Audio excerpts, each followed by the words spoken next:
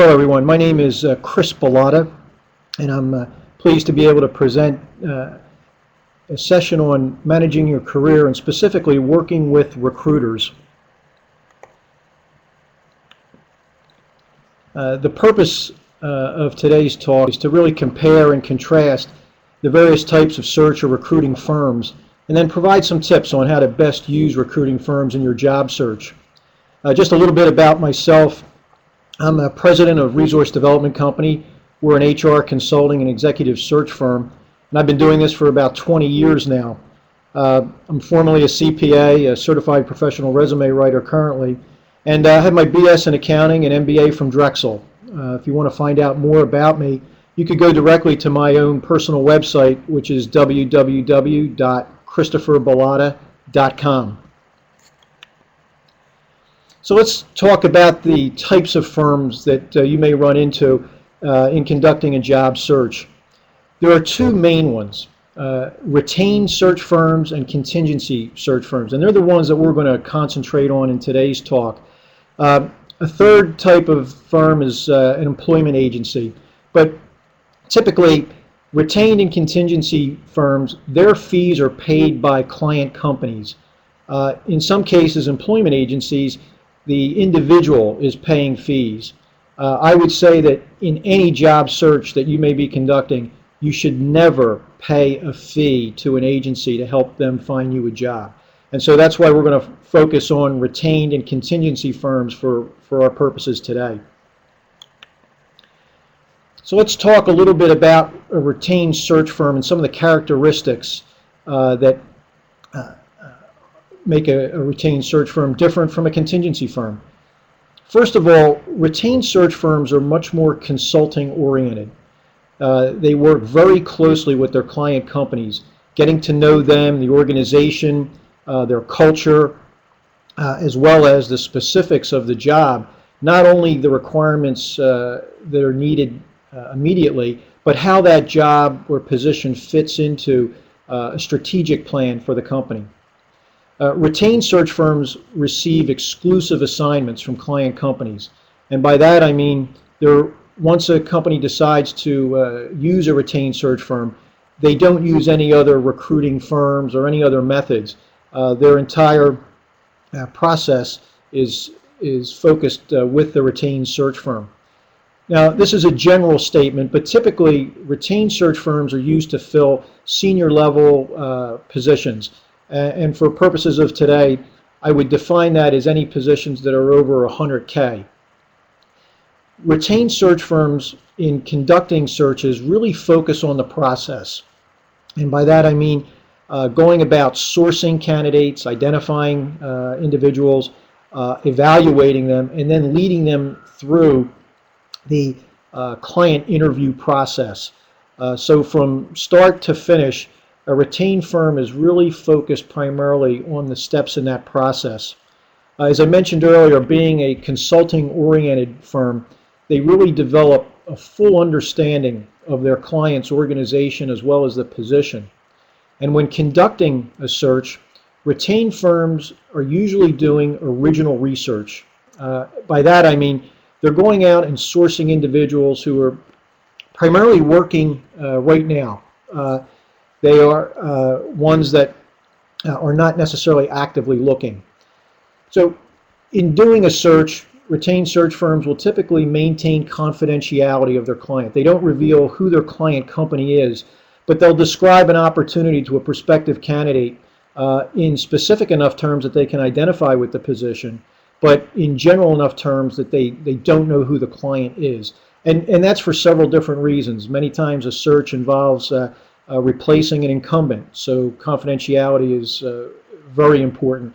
But in many cases, they're just not going to reveal who the client is because they're conducting the search, and a client in hiring a retained search firm doesn't want to be inundated with resumes or phone calls. They want the retained firm to handle all candidate in processing. As I mentioned a little bit earlier, retained search firms are typically targeting passive candidates, people who are not out in the active job market, but who may be interested in an opportunity, and if it's the right one, they may be compelled to listen and investigate it further.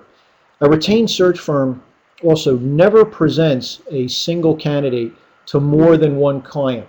When they're doing a search, remember we talked about exclusivity, and that is the same on the candidate side as they present candidates to their clients. When they're conducting a search, any clients that they source in that particular effort belong to that client company. Another thing about a retained search firm is that they will conduct very thorough candidate evaluations, from maybe an opening telephone call but to an in-depth face-to-face interview. They may also conduct some of their own profile assessments in helping to evaluate candidates, but they will do a thorough vetting of the individuals that they end up presenting to their client, with the thinking that any of the candidates that they ultimately present to a client company are ones that are more than qualified to do the job in terms of their technical or hard skills. It really comes down to how they fit with a company's culture and the chemistry between the individuals. But they go through an exhaustive evaluation, including reference checks and other background type of work. Something else that a retained search firm will do is provide status reports to their client company, and these could be on a weekly or monthly basis depending on how long the search is taking. But they'll provide reports in terms of the number of candidates they've talked to, the disposition of each one of those, and that keeps the communication flow between the retained search firm and their client constant. In terms of how a retained search firm is paid, they receive client fees up front or during the course of the search. Much like a lawyer is retained, so a retained search firm is paid initially to launch the search and then based on several milestones during the search. So a client company is really paying for the process. Of course, the ultimate goal is to find the right person, but the typical retained search fee structure, the entire fee is paid during the course of the search prior to a company hiring an individual. Well, let's talk about some of the characteristics of contingency recruiting firms. First, a contingency firm is much more transaction oriented. They're talking to higher volumes of people, candidates, as well as companies, and their ultimate goal is to get as many people in front of a hiring company as possible to increase the odds that they may hire one of the individuals that they present. As you recall, we talked about exclusivity with a retained search firm. Contingency firms compete with not only the client company, who may be utilizing other sources in their recruiting process, but they also are competing against other contingency firms. Typically, a company will put a job out if they're going to do it with a contingent firm, and they'll use several different firms, as well as probably posting the job themselves, networking, so that a contingency firm really has a lot of competition when they're out trying to fill a position, and hence the timing is critical. They've got to move very quickly, and that's why I say it's much more transaction oriented. Again, not to generalize, but contingency firms are used to fill lower level positions, individual contributor roles. Again, just for purposes of this presentation, drawing the line of demarcation at $100,000 in terms of salary. As we said, where the retained search firm is focused on the process, a contingency firm is focused much more on placement. Being volume driven, transaction oriented, their whole focus is getting people in front of a client company to get the placement. And because of that, a contingency firm really spends a lot less time understanding the company and the position. Typically, they get a job spec from a company, and they're immediately out trying to source people who they feel are going to fit that. But it's really, again, because of timing, they don't put a lot of effort into understanding the company, the culture, a lot of specifics behind the position. What contingency firms will typically do when they launch a search is they'll they'll look in their own internal databases. They'll scan internet resume databases. They'll also post jobs on numerous job boards, as opposed to retained firms that'll focus more on passive candidates. Contingency firms are really looking for people that are actively in the market, seeking jobs, either whether they're working or maybe are unemployed. And that is why you'll see contingent firms much more prevalent on the internet with postings or scanning databases to find people that are currently looking for jobs. Again, we mentioned about a retained firm will only present one candidate to a client company. Contingency firms, since they're not exclusive, neither are their candidates, and they'll present the same candidate to multiple companies if that individual is a fit for that potential job. They'll do cursory screening. Contingent firms, again, because of time and the sense of urgency for them to get people in front of a client, they'll really do just some basic screening, salary, education, whether a relocation is involved, and what the candidate's desire to move is, so that it's very basic. And what they're presenting ultimately to a company is the candidate resume with maybe a very short write-up, but typically just the resume with maybe some notes. As we discussed about a retained firm where the fees are paid up front and along the way, a contingency firm only receives their fee once they've made a placement, and hence the word contingent. It's contingent on the client company hiring one of the individuals that a contingent firm has placed in front of them. So again, you can see that timing is critical, where a contingent firm can't spend the amount of time that a retained firm would on a particular opening. One, because they're competing against a lot of other firms and the client company, and also they can't do the type of research that's necessary to source the passive candidates because of timing. And usually a contingent firm will give an opening a week or two, and if they can present candidates, great. If not, typically they'll move on to another search. So let's look at a comparison of these characteristics between retained and contingency. First, the orientation. As we mentioned, retained firms are much more consulting oriented, while contingency firms are focused on that transaction. The client relationship in a retained firm is exclusive. On a contingent firm, it's non-exclusive. A client company will choose to work with various firms and post jobs themselves. Again, the type of positions, and I stress that this is a general statement, but retained firms are usually involved in searches for higher level senior management positions, while contingent firms will do lower level. Although I can tell you in my own experience, I've done searches across the organization chart for some of my clients, whether it's been for the president or the executive secretary to the president. Companies will use a retained search approach if it makes sense, whether you're looking for someone with very specific skills or maybe scarce skills, where the type of process that a retained search engages in would really add value and be of much more benefit. We talked about the type of service level that a retained firm versus a contingency firm delivers. And a retained firm really customizes their services for the particular client. It's a high-touch, high customer service-oriented approach, where the contingent firm, again, because of timing and the transaction nature of the relationship, it's a lower service level. The candidate sourcing. Retained firms will focus much more on the passive candidate, although that's not to exclude that they are spreading the net as far as they can to hit as many candidates and really expand the potential universe.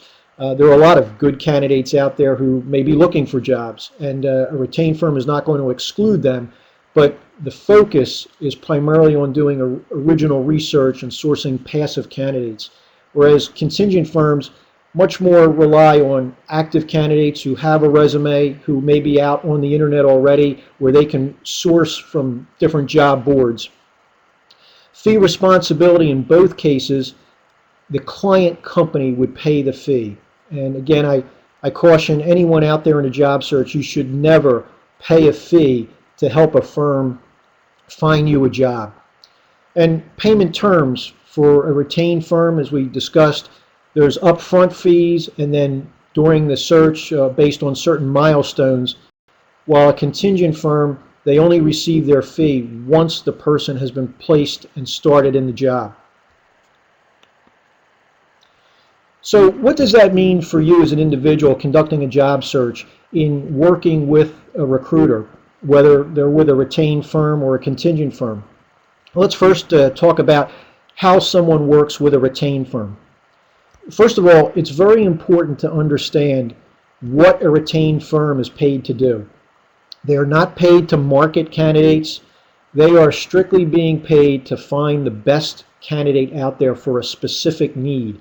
So timing is very important as well. You may have a great background, but that search firm may not be working on any opportunities at that present time that are a particular fit for you. And you need to understand that they're not going to necessarily market you to any of their clients. So you want to make sure that your expectations about what a retained firm can do for you are realistic. You can make cold calls to retained recruiting firms to introduce yourself and get into their database, but don't expect that they're going to immediately have something for you or want to interview you or meet you face to face. Typically, a retained firm will only invest the time once they have an opening and they see that it might be a match for your background. Send personal correspondence to retained firms when you see that your skills might match an assignment, a current search assignment that they're working on.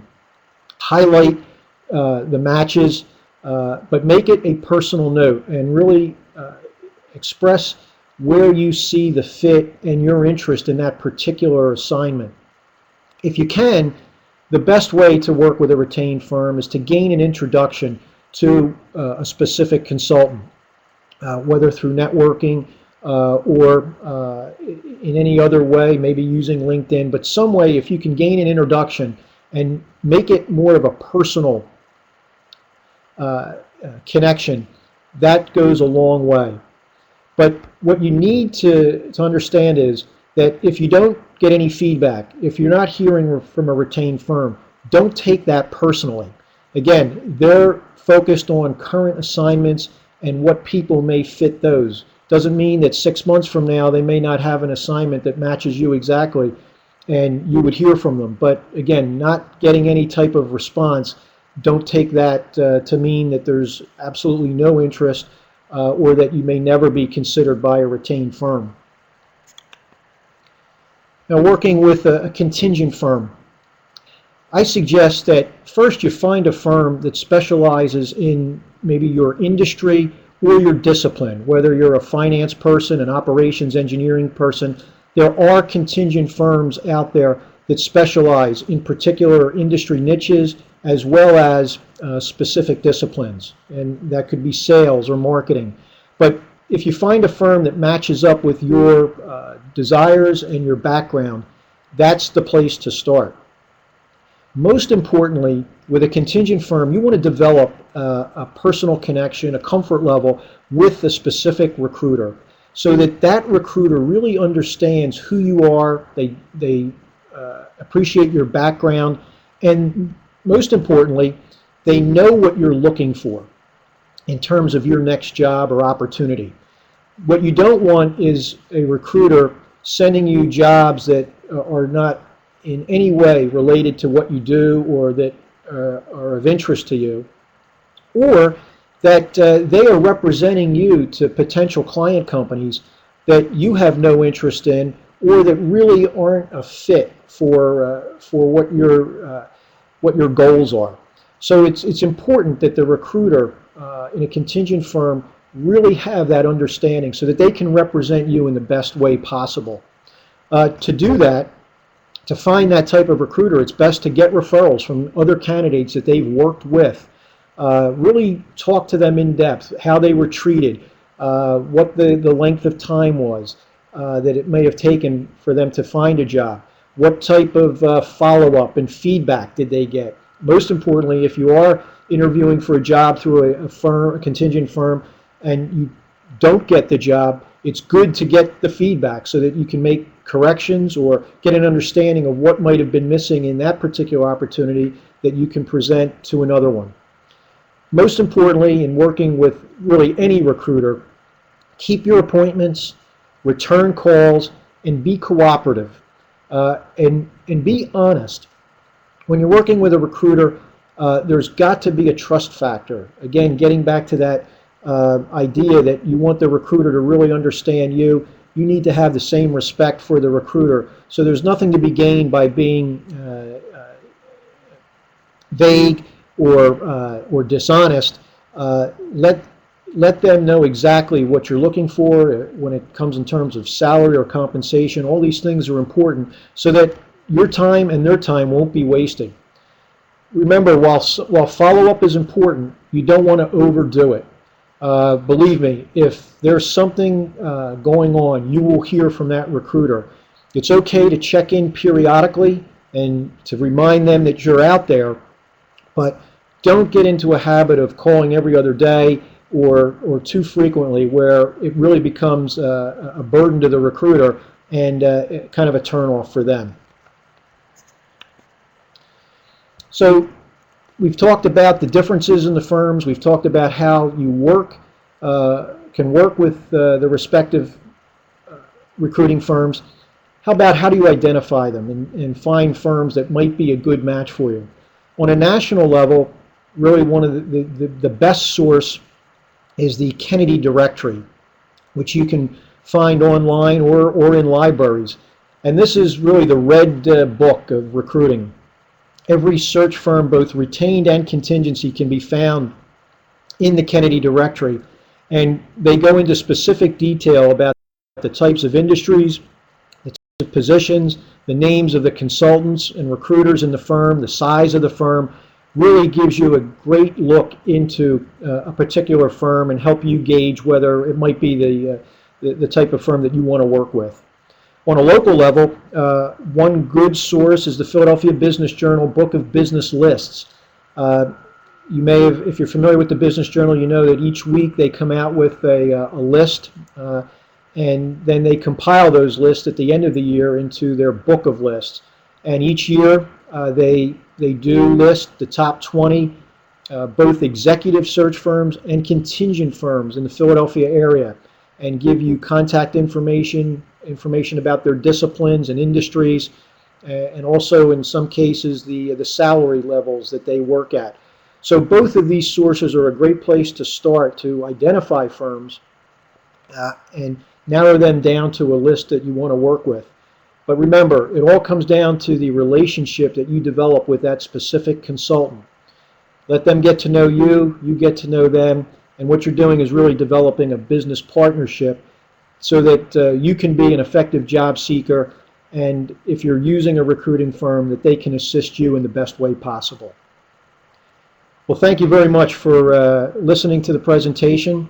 Again, if you have any questions or things that you'd like to discuss, you can find me on LinkedIn or at christopherbilotta.com, and I'd be happy to discuss them with you.